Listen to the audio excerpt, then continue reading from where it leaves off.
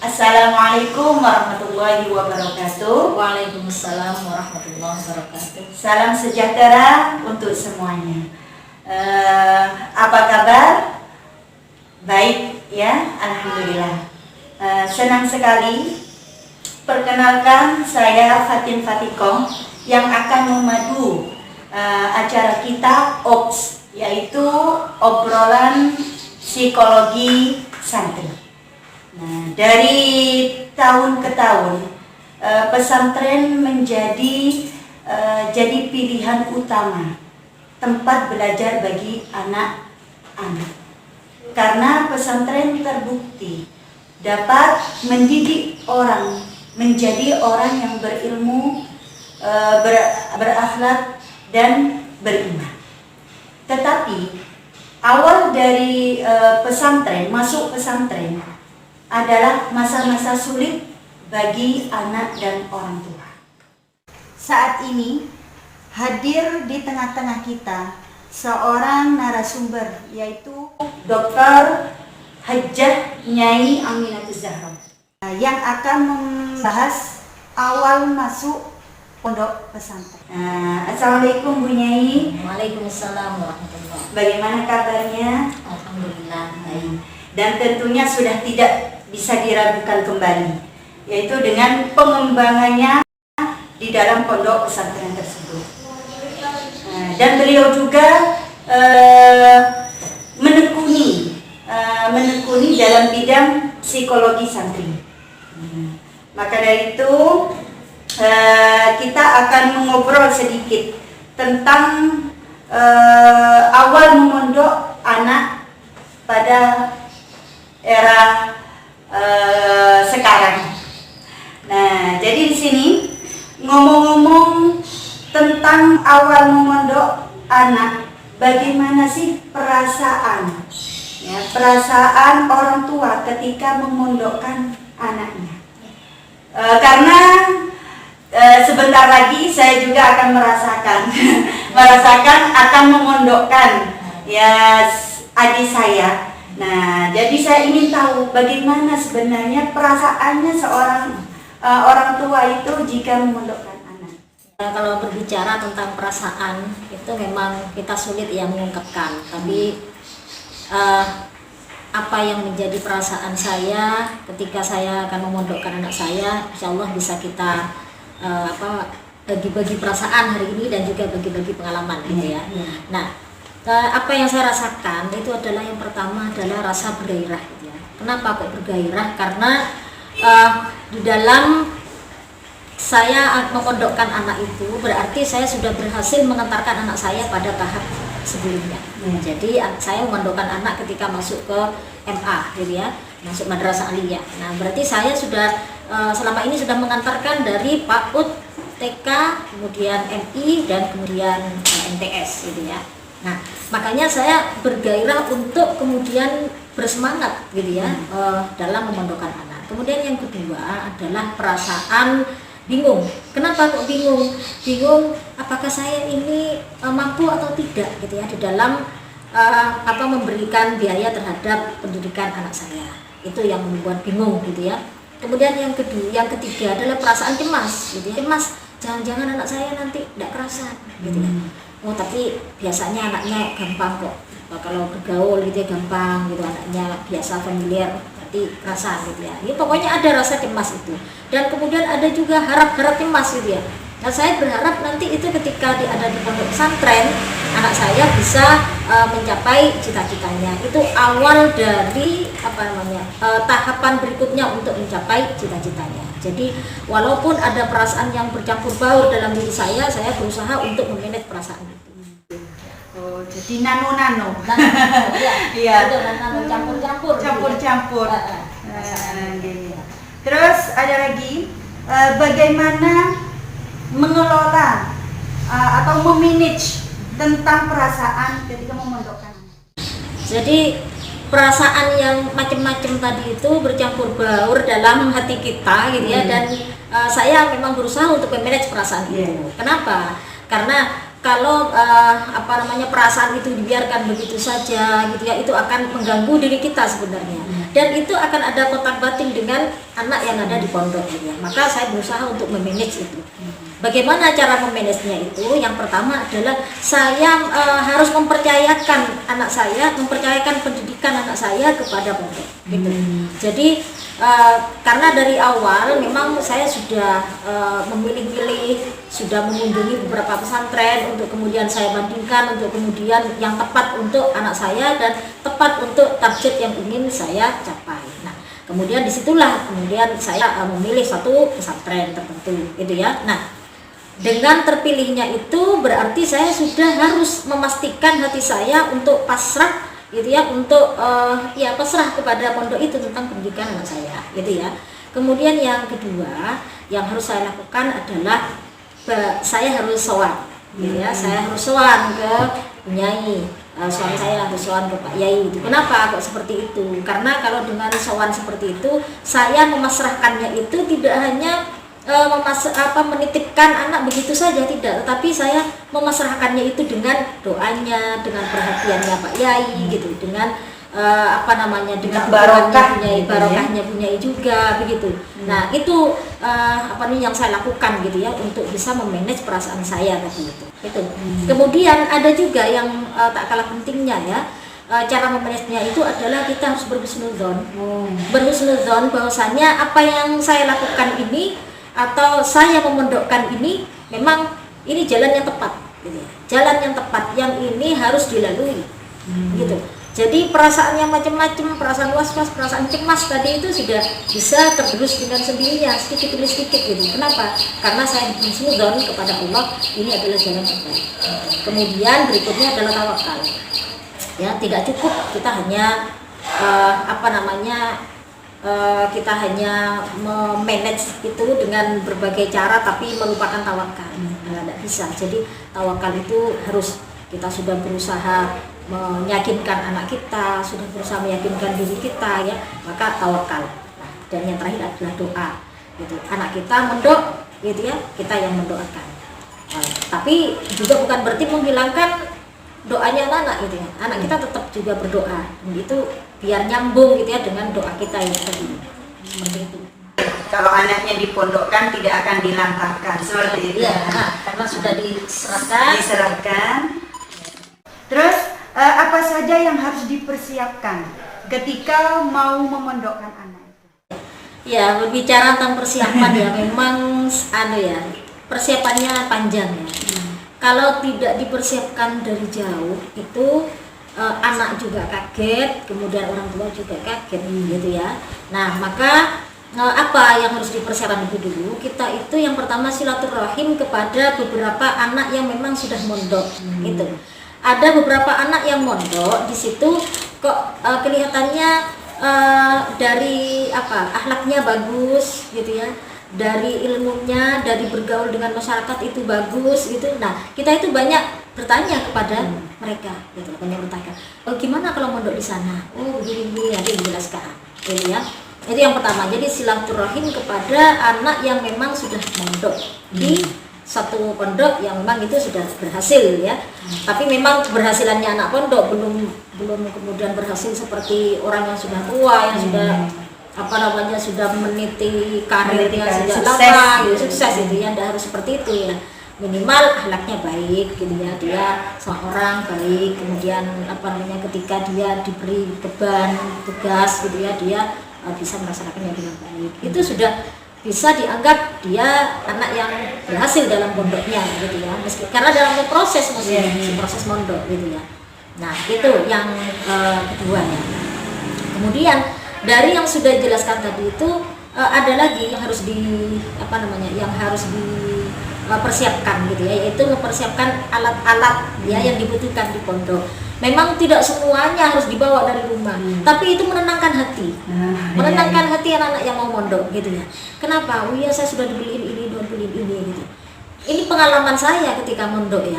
Kalau itu ada yang tidak dibeli dari rumah, nggak dipersiapkan dari rumah, kita masih belum kenal sama teman-teman ya, mau minta antar mau ke sini nggak tahu, terus teman-teman juga Malu. kenal malu Iya. mau ngajak gitu ya, itu juga menjadi pemicu anak gelisah gitu, memicu anak itu kepikiran gitu ya, akhirnya ada kekerasan kalau itu terus-terusan. Makanya itu memang harus dipersiapkan dari rumah itu seperti itu.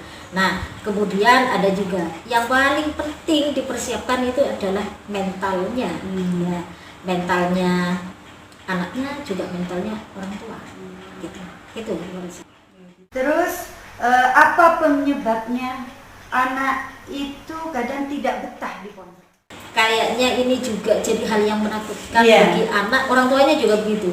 Kalau anaknya tidak kerasan, orang tuanya juga ini ya, Tidak kerasan. orang tuanya juga gelisah gitu ya. Wah kok bisa anak saya tidak kerasan gitu ya. Nah kemudian begini, kenapa kok bisa terjadi tidak betah gitu di rumah itu, tidak betah di pondok gitu ya? Kenapa itu? Karena yang pertama memang ada kemungkinan dia belum cukup umur, belum cukup umur dan belum siap mental ya.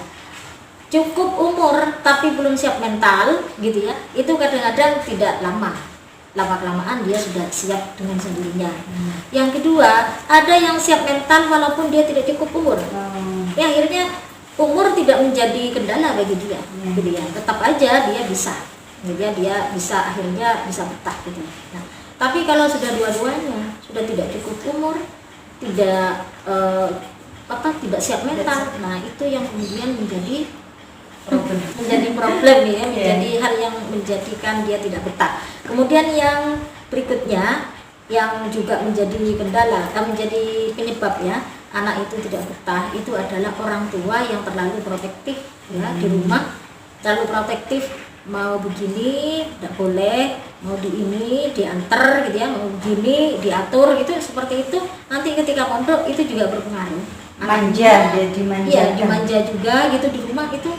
Ketika pondok itu jadi sulit gitu ya, karena dia di rumah selalu minta diperhatikan gitu ya, jadi kalau di pondok siapa gitu ya. Nah walaupun itu ada perhatian dari ustazah ya, dari pengurusnya juga, dari pengasuh, tapi kan untuk kegiatannya dia pribadi kan tidak diperhatikan kan gitu, kegiatannya pribadi gitu ya, dengan pribadi kan tidak mungkin itu diperhatikan gitu ya, saking banyaknya anak santri kan di situ.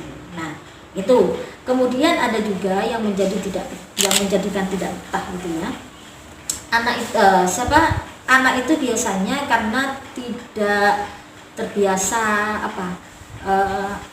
bergaul dengan temannya. Di rumah dia mungkin anaknya tertutup, mungkin di rumah anaknya itu pendiam, mungkin di rumah juga anaknya kuper ya, kurang pergaulan, maka di situ ketika mondok dia itu sulit mencari teman, sulit gitu ya, mencairkan diri aja sulit gitu. Nah itu yang menjadi penyebab anak kadang-kadang gitu.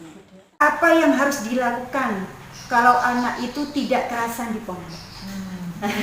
Ini soalnya banyak ya, ada seseorang yang mengatakan bagaimana ya caranya biar anak saya itu betah. Nah, jadi itu kebanyakan wali murid atau santri-santri itu yang bertanya bagaimana.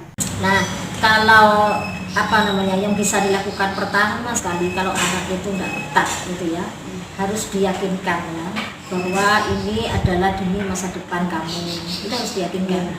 Kemudian yang kedua itu yang harus disampaikan kepada anak itu bahwasanya ini adalah masa krisis gitu loh. Ini masa krisis, bukan orang sakit toh ada masa krisisnya, tapi orang mondok itu masa krisisnya ada di awal gitu.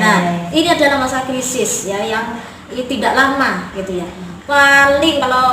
Paling lama kalau anak itu masih punya keinginan untuk mondok paling lama 1 bulan. Tapi yang biasanya itu seminggu. Nah kalau anak sudah lolos dari masa krisis seminggu ini ya dia sudah bisa kerasa. Jadi anak-anak itu harus diyakinkan paling gak betah seminggu. Nah jadi begitu kan gitu ya. Nah andaikan orang tuanya sudah pernah mondok itu lebih bisa meyakinkan.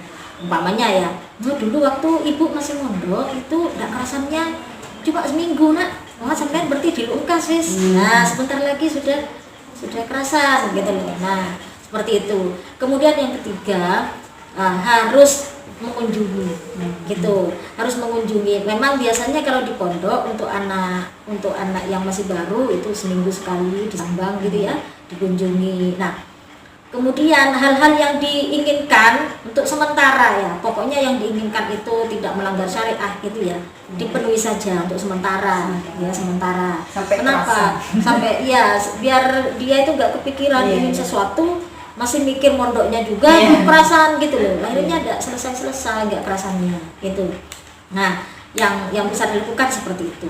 Ya, saya kira untuk yang hal yang lain ya, hal yang lain umpamanya ini jam kunjungnya di situ umpamanya biasanya anak yang lain itu sebulan sekali, dia bisa seminggu sekali.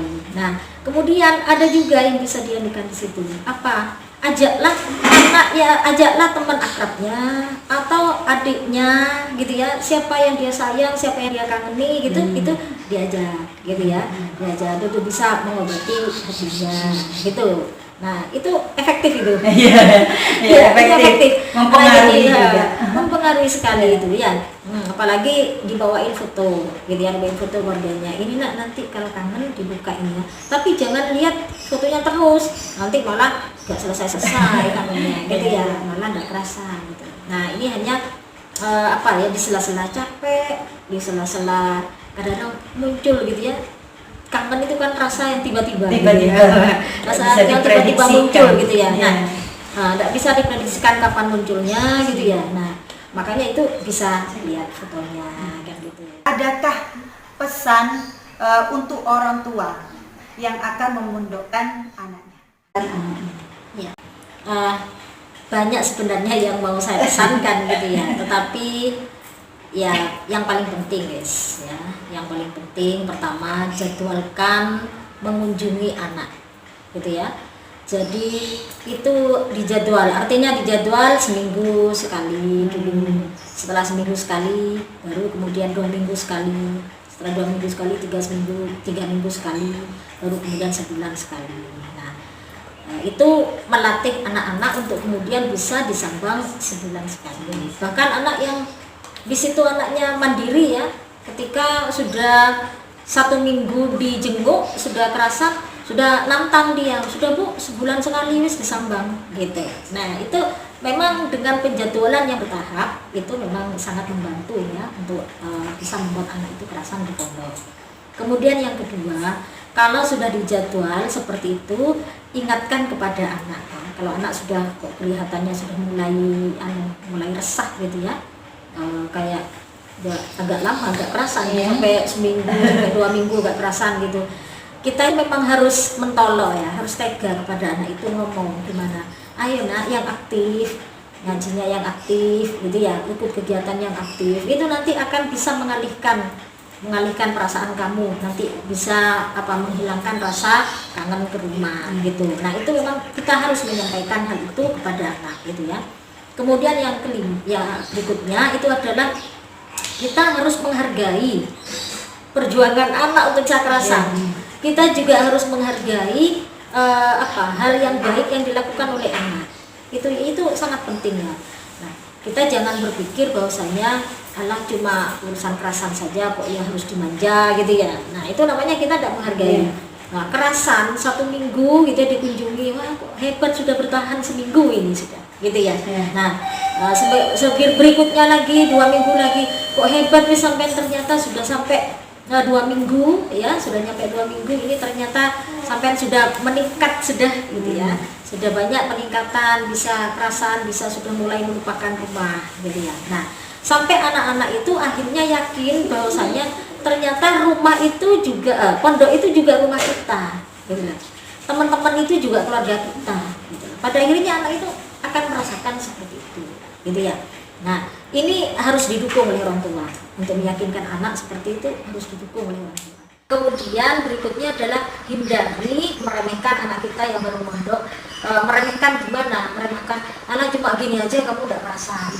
Nah, jangan diremehkan seperti itu gitu ya. Itu perjuangan besar bagi anak yang mondok gitu loh. Nah, jangan diremehkan hal seperti itu. Nah, cuma gini aja kamu mau minta sambang tiap minggu gitu loh. Padahal mereka itu sangat berharap gitu, sangat berharap memang. Nah, coba ini jangan diremehkan gitu ya. Kemudian yang berikutnya adalah bagaimana kita itu bisa tidak menampakkan kepada anak bahwasanya kita itu mengkhawatirkan dia. Nah, kalau kita menampakkan kepada anak kalau kita itu khawatir gitu ya, anak itu akhirnya tambah lama itu tambah manja gitu, tambah manja, akhirnya tidak perasaan gitu. Malah ibu saya yang khawatir, ibu saya ya kayaknya kalau saya tidak kerasan kayaknya tidak apa-apa. Nah, merasa begitu. Ya, ada yang dibela gitu. Ada yang bela itu ya. Nah, kemudian yang berikutnya, nah kalau berpamitan kepada anak ketika memondok, tolong itu pamitannya itu yang hangat tapi singkat. Hangat tapi singkat. Gimana? Umpamanya dipeluk, kerasan nak mesti kerasan kok, anak ibu kok, gitu ya. Nah, kerasan itu namanya hangat, tapi singkat. Tidak usah sampai berpelukan sampai lama lah, sampai nangis, sampai itu nanti orang tuanya pulang masih nangis di pondok itu. Tambah khawatir. Jadi itu hangat tapi terlalu lama. Nah, jadi tidak bagus juga. Jadi menurut saya pamitannya yang hangat tapi singkat. Hangat artinya apa? Berbekas dalam diri hatinya anak itu. Oh, ibu itu sayang kok ke saya walaupun saya ditaruh di sini. Bukan berarti saya dibuang gitu. Nah, itu ya. Itu pamitannya itu seperti itu. Ya. Nah, jangan lupa yang terakhir adalah berikanlah mungkin sedikit tulisan motivasi kepada dia. Nah, pokoknya ya. Saat kamu lelah gitu ya, saat kamu lelah ingatlah gitu ya, hamasah itu kan apa, semangat gitu. Nah itu berikan kata-kata yang memotivasi, kata-katanya sedikit tapi itu diingat oleh anak, bermakna dan itu diingat oleh anak. Ketika anak sudah mulai tidak perasaan, ingat katanya ibu itu begini ya, katanya ibu itu begini gitu, ingat gitu dengan kata-kata itu. Saya kira itu yang bisa dilakukan. Pesan saya kaitannya dengan gimana biar pesan memondokkan anak itu bisa dengan baik gitu. Baik, terima kasih atas obrolan tentang psikologi santri. Nah, demikianlah obrolan kita hari ini tentang awal memondokkan anak, ya, sehingga apa yang kita bahas hari ini itu bisa bermanfaat bagi kita semua. Amin. Assalamualaikum warahmatullahi wabarakatuh.